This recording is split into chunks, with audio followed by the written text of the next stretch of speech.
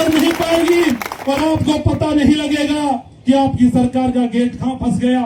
और आपने जब यहाँ पे जल संसाधन मंत्री सुरेश सिंह रावत को भेजा, आपने जवाहर सिंह बेडम जी को भेजा कि आप वहां जाओ और पानी को खोल के आओ।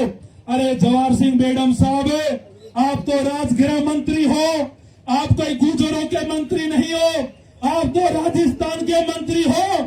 आप उस नदी में पानी खोला गया उस बाल पे आप 3 घंटा बैठे रहे और आपने एक बार भी ये चेक नहीं करवाया कि कमांड एरिया की ओर जाने वाले बाल की स्थिति, गेटों की स्थिति क्या है। मेरे भाइयों, 12 दिन से जब घटनाक्रम चल रहा था तो जवाहर सिंह बेडम जी, क्या आपको ये पता नहीं था, उन अधिकारियों को पता नहीं था कि गेट खराब हो रखा है, ये गेट खुलेगा नहीं। आप नदी में पानी छोड़ के निकल गए, लिफ्ट नहर का शुभारंभ करके निकल गए, कोई बात नहीं, आप निकल गए। लेकिन जब आज ये गेट नहीं खुल पा रहा है तो आप धरना स्थल कुसाए पर क्यों नहीं पहुंच पाए? क्या यहाँ गुजर नहीं इसलिए नहीं पहुंचे? मेरे भाइयों, अगर सरकार में बैठे लोगों की मानसिकता जातिवादी हो जाएगी, अगर वो इस प्रकार की सोच रखेंगे तो भजन लाल जी, आपके दिन दूर नहीं, आपका भी समय अब नजदीक आ रहा है। इस प्रकार की सोच रखने वाले लोग अगर आपके मंत्रिमंडल में रहेंगे तो जल्दी आपके नाव को भी डुबा देंगे मेरे भाइयों, क्योंकि ये भेदभाव है, ये पक्षपात है जो आपकी सरकार के मंत्री ने किया है। और मैं आपकी सरकार को भी कह देना चाहता हूं, उन प्रशासनिक अधिकारियों को भी कह देना चाहता हूं और जवाहर सिंह बेडम साहब आपको भी कह देना चाहता हूं कि आप तो इसकी मॉनिटरिंग कर रहे थे, अधिकारियों से बात कर रहे थे, फिर आपको ये जानकारी क्यों नहीं थी कि ये जो नहर का गेट है ये खराब हो चुका है, ये पत्थरों में फंसा है, ये खुल नहीं पाएगा। सीधी बात यह है कि आप लोगों ने षड्यंत्र करके किरोड़ी लाल जी को भी कमजोर करा और हमारे जो लोग यहाँ नहर के लिए बात नहार रहे किसान, उनको बेवकूफ बनाया। मेरे भाइयों, ये पानी नहीं खोलना था, इनको बेवकूफ बनाना था और इनको आप सबके धैर्य की परीक्षा लेनी थी। इनको ये लग रहा था कि ये तो कमांड एरिया के किसान लोग हैं, ये क्या बिगाड़ लेंगे हमारा, हम नदी में पानी खोल देते हैं, कोई फर्क नहीं पड़ने वाला। अरे मेरे भाइयों, नदी में तो वैसे ही साल में 2 बार पानी खुल जाता है, क्या जरूरत थी खोलने की, बताओ मेरे को। लेकिन फिर भी हम किसान विरोधी नहीं है, खोला तो चलो अच्छी बात है, लेकिन अभी तक भी अब इस बात को 24 घंटे से ऊपर हो गए और यहाँ का पानी अभी तक यहाँ तक नहीं पहुंचा। और यहाँ कुसाया में जब से मेरे भाई बैठे हैं, ये कह रहे हैं कि मनोज भाई पानी थोड़ा सा ही आगे निकल के गया है, ज्यादा दूर अभी नहीं पहुंचा। आपने कहा था कि हम टेस्टिंग के लिए छोड़ रहे हैं।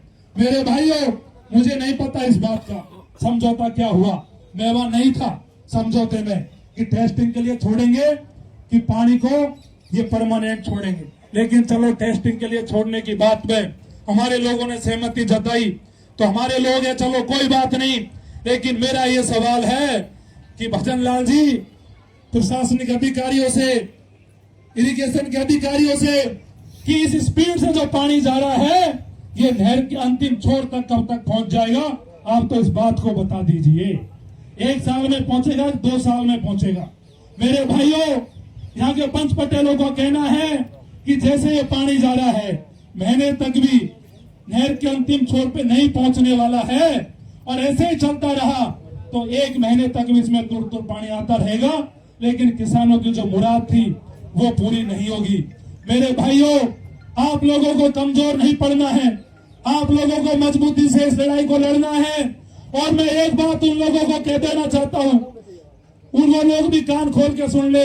मैं अभी टोडूपुरा से आ रहा हूं, जहां हमारे भाई बैठे, जहां हमारे किसान भाई बैठे हैं, लेकिन आप लोग इस बात को सोच लो, समझ लो कि ये लड़ाई कोई एक क्षेत्र की नहीं है, ये लड़ाई किसी व्यक्ति विशेष की नहीं है, ये लड़ाई उस कमांड एरिया के किसान कौम की है, उस कमांड एरिया के लोगों की है जो इस 5 नाकी नहर के पानी का 20 साल से इंतजार कर रहे हैं। और इस लड़ाई में अग्रिम पंक्ति में भी लड़ने वाला व्यक्ति भी उतना ही सम्माननीय है जितना वो लोग ये समझ रहे हो कि हमारे बड़ा पागड़ा बन रहा है तो हम सम्माननीय है।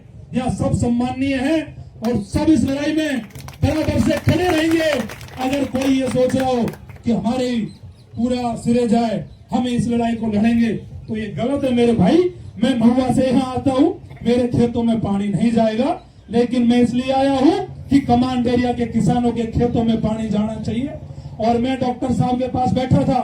डॉक्टर साहब सरकार में है, डॉक्टर साहब की मजबूरियां है, और ये पूरी भजनलाल सरकार है, ये चाहती है कि कैसे भी करके डॉक्टर साहब का रास्ता साफ कर दो, कैसे भी करके डॉक्टर साहब का इस्तीफा हो जाए तो हमारा जो कांटा बना हुआ है वो अपने आप निकल जाए और हमें दिक्कत नहीं आए। मेरे भाइयों, आप लोगों से कहना चाहता हूं, इतना बड़ा समाज है मेरे पंच पटेलों, इतनी बड़ी संख्या है हमारी राजस्थान में।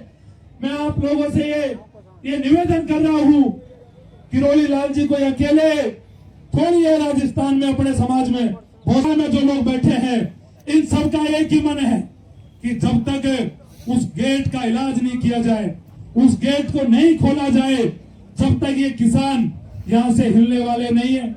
और मुख्य जो मांग है, आप लोग एक ही मांग को अपने दिमाग में रखो, बाकी सारी मांगे हमारे ध्यान में है कि ये जो पानी है नहर के अंतिम छोर तक पहुंचना चाहिए। बताओ पहुंचना चाहिए नहीं पहुंचना चाहिए? आप बताओ मेरे को। और मेरे भाइयों, किरोड़ी लाल जी तो हो सकता है डोडोपुरा में बैठे हैं, लेकिन आप लोगों से मैं ये कहने आया हूं और ये बताने आया हूं कि आप लोग तैयार हो जाओ और प्रशासन को एक डेडलाइन दे देते हैं कि आप लोग ये मत समझो कि ये किसान में बैठे रहेंगे, ये कमांड एरिया के किसान है और ये कभी भी पाचना की ओर कूच कर देंगे और कभी भी उस गेट को तोड़ के फेंक देंगे। फिर आप इस बात को मत कहना कि कानून व्यवस्था बिगड़ गई, इस बात को मत कहना कि प्रशासन ने ऐसा कर दिया वैसा कर दिया। फिर हम जो करेंगे वो हम जो करना है जो कर लेंगे। मेरे भाइयों, प्रशासन इस बात को कान खोल कर सुन ले।